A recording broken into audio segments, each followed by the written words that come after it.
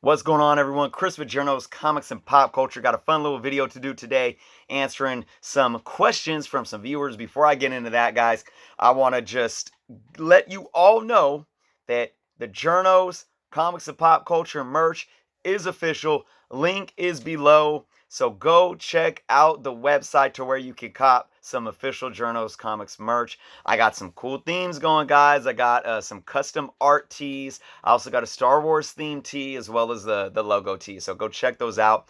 Prices are definitely reasonable, guys. But with that being said, let's go into answering some questions that I received this week that I wanted to take some time to discuss, and that has to do with bagging and boarding and storing books. A lot of you guys have probably seen some of my older videos. I talk about this quite often. I do at least one or two big videos a year showing my whole bagging and boarding process, right? And today I'm going to talk about it just a little more. So let's go into the questions. I got them up here, and we're going to just ask the first question that was asked to me. And that question is, what type of bags and boards do you use for most of your books? All right. This individual went on to say, I always use polypropylene or polyethylene because mylar is actually hard to find in the Philippines. All right. So thank you so much for this question. Obviously, I live in the U.S., living in the Philippines, living overseas, out of either the U.S. or Canada can propose or impose more issues in terms of getting supplies. Because the answer to the question is I am really going more and more to mylar. All right. So, this is a mylar bag right here. This is a mylar bag right here. Now, I am still conscientious of not using mylar for everything. I'll still keep some poly bags on me for books that maybe are in really beat up condition or more modern books that I'm not too concerned about putting in mylars. All right, but overall, I'm using mylar more and more. And as most of us know, mylar are a lot more expensive, but there's ways to save money, okay? I still use poly bags, though. This is a current size poly bag with a current size board. This bag is not even 2 years old, and you guys can probably see, look at what it does. So this is why I'm staying more and more away from the poly bags. This is a Ultra Pro bag. The BCWs are the ones that I'm using more of if I do have to buy poly bags, okay? BCW, in my experience, does not wrinkle and wilt as easily as the Ultra Pro bags. All right. So to answer this individual's question, living in the Philippines, brings up more complications, right? So what I would recommend is one, I would recommend going to eGerber's website, eGerber, okay? Because if you want to look into getting mylar bags, you might want to check out their website and email them and ask them first and foremost, do you ship overseas? Do you ship to the Philippines? And just see what they say. And if they do, and their shipping isn't too crazy, that might be a feasible option if you're buying in bulk. Ultimately, though, I from my personal experience, I know shipping overseas costs a lot, but you never know. I would definitely ask that question. Another thing when it comes to looking at mylar bags, check Amazon. You can find BCW bags on Amazon for decently cheap, including mylar. And I'm pretty sure that, even if you're in the Philippines, you can find the same items for sale that will ship overseas. All right. So, if you're not concerned about where you live and if they're available to you, I'm going to say mylar all day. I did a video, I think earlier this year talking about don't buy poly bags for your comic books, even though I still buy them very minimally for a minimal amount of books. All right. Mylar bags are going to ultimately save you money over time, right?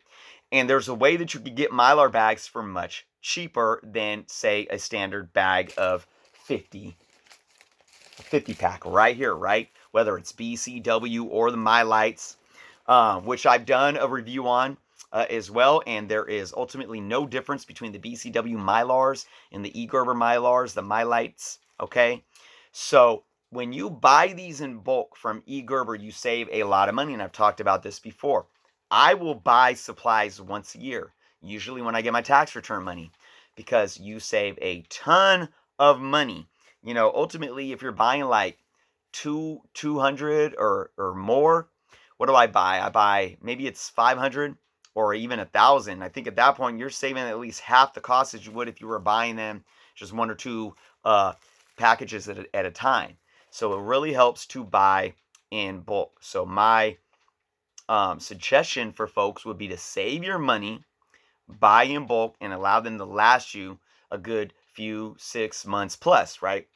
All right, now if you do have to go with Polybags, again, you guys can check my videos. Most of these videos are under my comic tips for comic collectors. Now the playlist, that is. I'm going to recommend BCW all day long for Polybags. The question is polyethylene or polypropylene. Polyethylene essentially might last longer. Okay, they're usually going to be a little more than your polypropylene.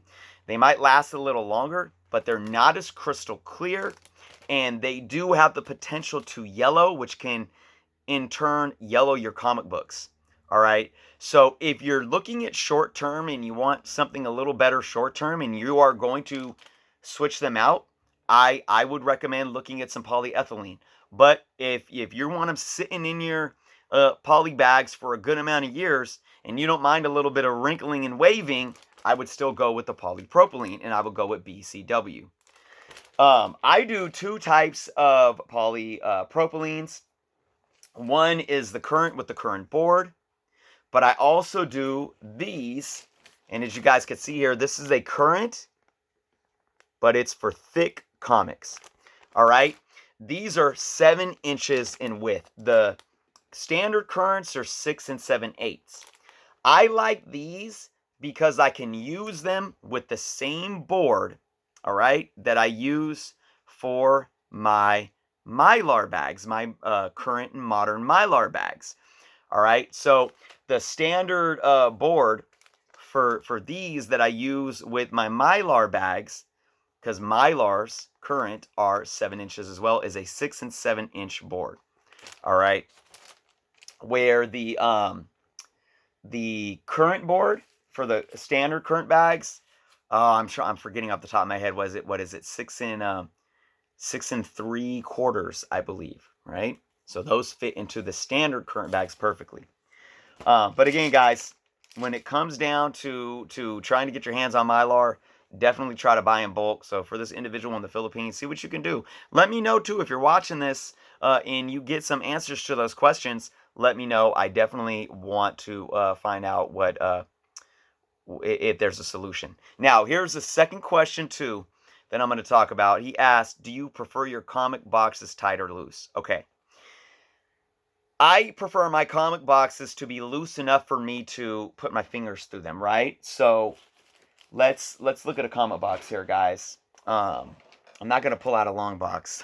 I'll pull out this short box right here, guys. So this box right here is decently tight. I could still fit my fingers in it though, guys, right? So if I was to look through this box, I could still grab up a book and not be too concerned with like not being able to get my fingers on them. It is a little tight. Now I'm going to tell you right now, even this box right here is a little bit too tight for my liking. So let's just play around with it. Let me take a few books out. This now is kind of where I like it. There's breathing room, but the books aren't going to fall over, and I can really get my hands in there nice and easily. Look at that. So see this, guys? This is kind of how I like my boxes. Now, the reason why you don't want it too tight is because you're going to put pressure on the books as well, especially if you have all your books with the spine on one side. You're going to cause spine stress. You do not want to have your boxes so tight. They need breathing room. Another thing is you want to be able to get through them, right? But at the same time, you do not want your boxes half full or with enough space that your books are going to fall over, okay? because what's that going to do? See, these are a little too tight. I'll show you what it's going to do if you don't have enough books in your box as well. I got a box right here. So you guys, a lot of you have probably seen this before. They're stacked up solid, but what are they going to do? They're going to start slipping and dipping, especially if you don't have boards in them, but they will dip if you have boards in them too. And they're going to start doing something like that, where they start slipping down or doing something like that, right? And then if you keep them in there that long, they're going to warp the books. They're going to warp the books. All right? So the answer to that question is you want it tight enough to where there's not a lot of space to where the books are going to fold and bend and warp. But you don't want to eliminate all of the breathing room, okay? And you can even see here in some of these boxes, well, you can't see, but I'm going to show you, and I've showed these off before too. If I have a box that's not fully filled, get a little box or something to put it in there to alleviate the books falling over on themselves. All right, but look, I do not recommend making your boxes so tight. What's going on here too is that I have different size short boxes. And this is another reason why I recommend BCW short boxes over any other brand. They're actually a little bit wider. You could probably fit about maybe 10 to 15 more books in a BCW box next to, say, a Comic Defense box. They're about this much longer. So if you guys were to see my boxes that I have right here, or even my short boxes that I have behind there, you can see, let's see, whoop, right there. See that little label poking out? That's a Comic Defense box. See how it's, I don't know if you guys can see the angle, but this box right here is a BCW box, and it sticks out longer. So what I'm doing right now, personally, is I'm changing out all of my Comic Defense boxes to BCW boxes, because then I have a little bit more wiggle room and storage room per box, right? So I hope that answered your questions today, again, about the bags and boards, and about how much space should you keep in your boxes. Again, you do not want them falling over, but you do not want them suffocated as well. And also, suffocating them too is going to warp the bags, especially if you have them in poly bags. It's gonna warp them as well. They can get stuck. A lot of the polyethylenes too might get stuck to each other if they're squished too tight in a box. So with that being said, guys, that's the video for today. Again, I hope that I provided some much needed information for some of you guys out there. If you aren't subscribed to the channel yet, please take some time to do so. I do want to let you all know of my 2 contests that are still going on. My 3K sub contest. We are only about 40 subscribers away from hitting 3K. You can find my 3K contest video in my videos and see what you need to do to enter that contest if you haven't entered yet. I also have a Patreon up. My link to my Patreon is below. Please think about possibly, for $3.99 a month, becoming a patron, and you will automatically get entered into another patron-only video, and you'll also get extra entries into my 3K videos as well. If any of you guys have any questions, as always, you can find me on Instagram. Hit me up there. Shoot me an email, captainjournocomics@gmail.com. And with that being said, guys, thank you for watching. Leave some comments below. Be well, and until next time.